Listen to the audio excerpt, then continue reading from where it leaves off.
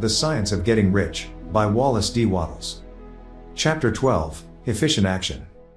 You must use your thought as directed in previous chapters, and begin to do what you can do where you are, and you must do all that you can do where you are. You can advance only by being larger than your present place, and no man is larger than his present place who leaves undone any of the work pertaining to that place.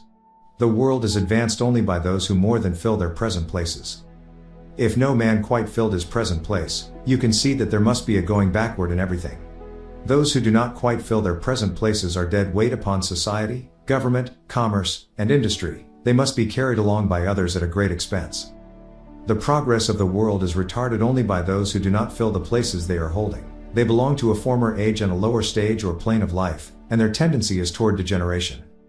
No society could advance if every man was smaller than his place. Social evolution is guided by the law of physical and mental evolution. In the animal world, evolution is caused by excessive life. When an organism has more life than can be expressed in the functions of its own plane, it develops the organs of a higher plane, and a new species is originated. There never would have been new species had there not been organisms which more than filled their places. The law is exactly the same for you. Your getting rich depends upon your applying this principle to your own affairs. Every day is either a successful day or a day of failure, and it is the successful days which get you what you want. If every day is a failure, you can never get rich, while if every day is a success, you cannot fail to get rich. If there is something that may be done today, and you do not do it, you have failed in so far as that thing is concerned, and the consequences may be more disastrous than you imagine. You cannot foresee the results of even the most trivial act. You do not know the workings of all the forces that have been set moving in your behalf. Much may be depending on your doing some simple act. It may be the very thing which is to open the door of opportunity to very great possibilities.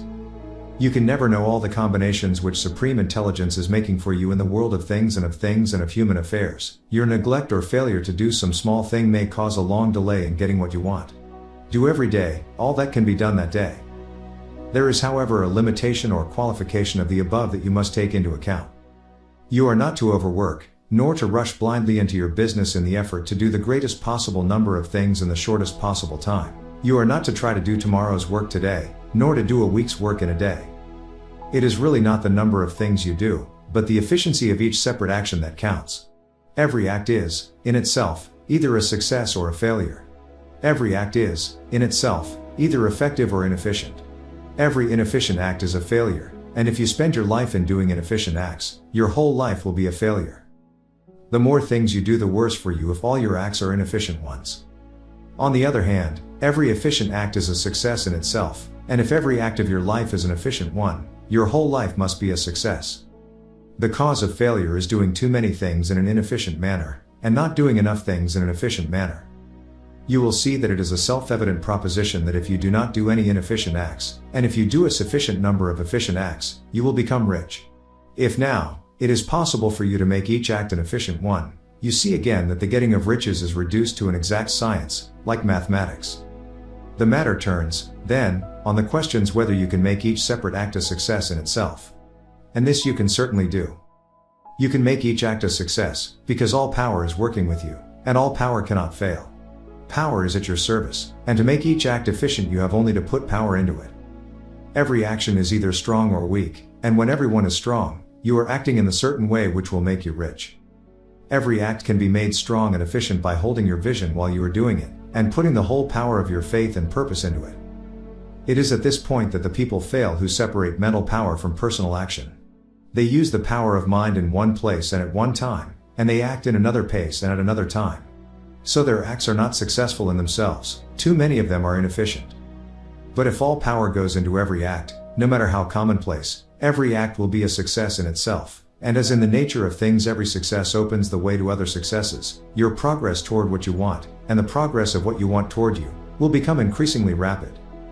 Remember that successful action is cumulative in its results. Since the desire for more life is inherent in all things, when a man begins to move toward larger life, more things attach themselves to him, and the influence of his desire is multiplied. Do every day all that you can do that day, and do each act in an efficient manner. In saying that you must hold your vision while you are doing each act, however trivial or commonplace, I do not mean to say that it is necessary at all times to see the vision distinctly to its smallest details. It should be the work of your leisure hours to use your imagination on the details of your vision, and to contemplate them until they are firmly fixed upon memory. If you wish speedy results, spend practically all your spare time in this practice. By continuous contemplation you will get the picture of what you want, even to the smallest details, so firmly fixed upon your mind, and so completely transferred to the mind of formless substance, that in your working hours you need only to mentally refer to the picture to stimulate your faith and purpose, and cause your best effort to be put forth. Contemplate your picture in your leisure hours until your consciousness is so full of it that you can grasp it instantly.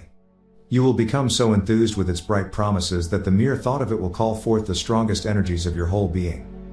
Let us again repeat our syllabus, and by slightly changing the closing statements bring it to the point we have now reached. There is a thinking stuff from which all things are made, and which, in its original state, permeates, penetrates, and fills the inner spaces of the universe.